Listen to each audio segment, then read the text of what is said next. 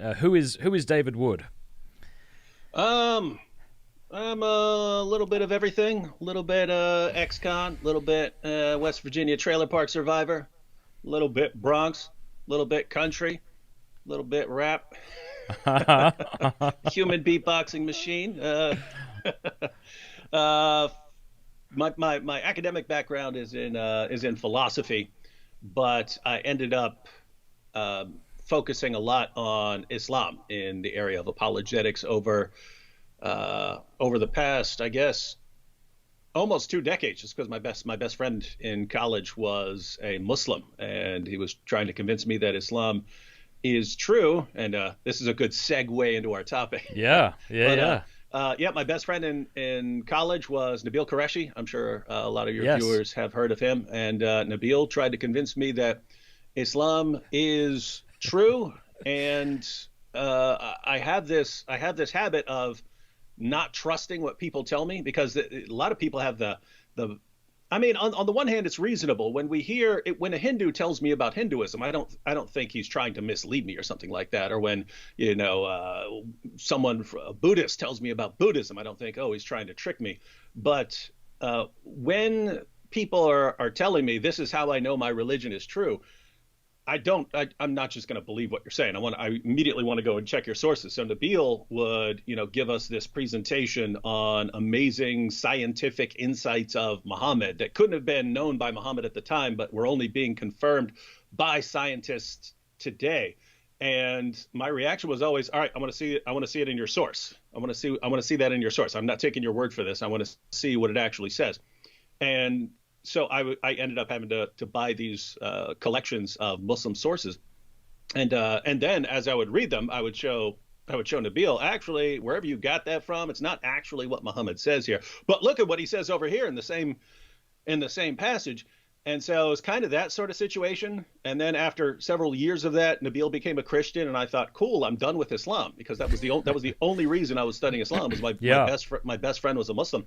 And then sort of watching the stand that Nabil took when backlash started coming upon him, I realized, wow, Muslims make really cool Christians, and there's a reason for that. They're told all their lives that saying Jesus is Lord is a one-way ticket to hell. They understand that they may have to give up their families, or that their families will never want to talk to them again, or even worse, if someone ever decides to carry out the penalty that Muhammad laid down for apostates, that's death. That's death by beheading. And so, it's easy for someone in the West to become a Christian, even if they don't have a Christian family, because it's not a huge deal to lots of families. It's a huge deal to Muslims. And so the flip side of that is, when a Muslim says, you know what, I've been told all my life that this will get me sent to hell, and I may have to give up my family, and I may eventually be killed over this, but you know what, I want to know Jesus anyway. That's someone who will lay down his life for Jesus. And that's why they can make really awesome Christians. And so at some point I just realized, wow, maybe I'm not done with Islam. Maybe we need to be dealing with this pretty regularly. Now, two questions I have for you is, what did you and Nabil kind of enjoy doing together to be friends? You've got to have a common interest. Before he was a Christian, other than sparring over the scriptures, what was it that you enjoyed? We had very similar senses of humor. Like I Okay. would know, we would be in class together, something like that, and there were just times when a teacher would say something, and Nabil and I would both start giggling, and I would look around, and no one else in the room thought that it was funny, except me and Nabil. And it was just like that. I mean, with the exception of music, because he liked some weird techno dance stuff that I thought was terrible. But apart from that, the movies we like, the shows we like, we could sit down and watch videos for hours, and we like the same stuff. And we were, from a moral perspective, just we're both in college at the same time, and we didn't want to be doing a lot of the other stuff that a lot of other students were doing, and so you often end up hanging out together, and doing stuff like watching videos, or getting into an argument, or reading something and then discussing it. So yeah, we Cool. had pretty similar personalities when it came to that kind of stuff. It takes a great deal of courage, doesn't it, to change your worldview, especially when you think or you thought that you would go to hell if you were to kind of renounce your particular faith. What was that like, seeing him wrestle with that? Because I think so often we treat each other like we're machines, and we give somebody a syllogism and we expect them to spit out the answer and to change their life accordingly. But of course, we're not like that. We're all very invested in different ideas and different beliefs, and it feels sometimes like a tapestry, that if I remove this or if I add this, it's going to absolutely change everything. And so we're reluctant to, not just our interlocutors who we disagree with, but we too, as Christians, are sometimes very unwilling to look at our own worldview and the arguments we may have for the particular things we believe. What was that like, seeing that in him?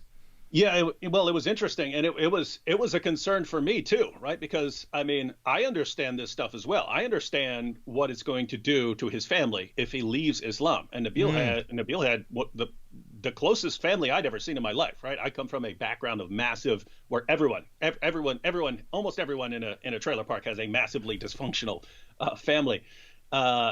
I'm talking West Virginia trailer park where I was. There might be other trailer parks in other places that are completely no offense normal. to other trailer park communities. Because I don't know. I experienced a couple of trailer parks, and they were not pretty. There was abuse and everything else going on. But with Nabil, the first trip we ever went on, we went on a trip to another school for an academic speech and debate competition. We came back, and his mom sat there for like 5 or 10 minutes in the parking lot hugging him because he'd gone away for the weekend. And I was thinking, gosh, I got out of prison. My mom didn't hug me like that, right? So, looking at that and then thinking, I'm sitting here every day trying to convince this guy that he needs to leave Islam and come to the Lord Jesus Christ.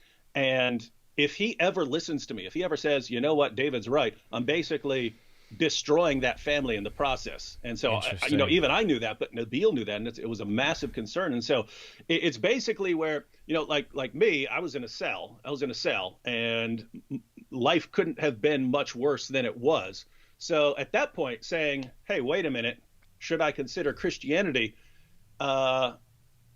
It's not like, if I'm wrong, my life is going to get worse. There wasn't many ways that my life could get worse in that situation. But for someone who's a Muslim who says, hey, if I believe in Jesus, what happens? Well, their lives can get worse in a lot of different ways. And so it's basically, whereas someone in a really horrible situation might just say, okay, is there some good reason to take Christianity seriously? And if so, then there's nothing holding me back. But for a Muslim, it's almost like it really has to, the evidence really has to reach some significant threshold because they've got so much at stake. Even if they have serious doubts about Christianity, even if they say, okay, I see that you have good evidence for the resurrection. I see why you guys believe that the New Testament is reliable. I see why you believe that Jesus claimed to be the divine Son of God. I see these things, but if you're not really sure, if the case isn't strong enough, it's, well, I've got so much to lose by making this decision that I'm going to keep holding off on this until I reach some threshold of assurance on this. Yeah, that's really amazing. Yeah.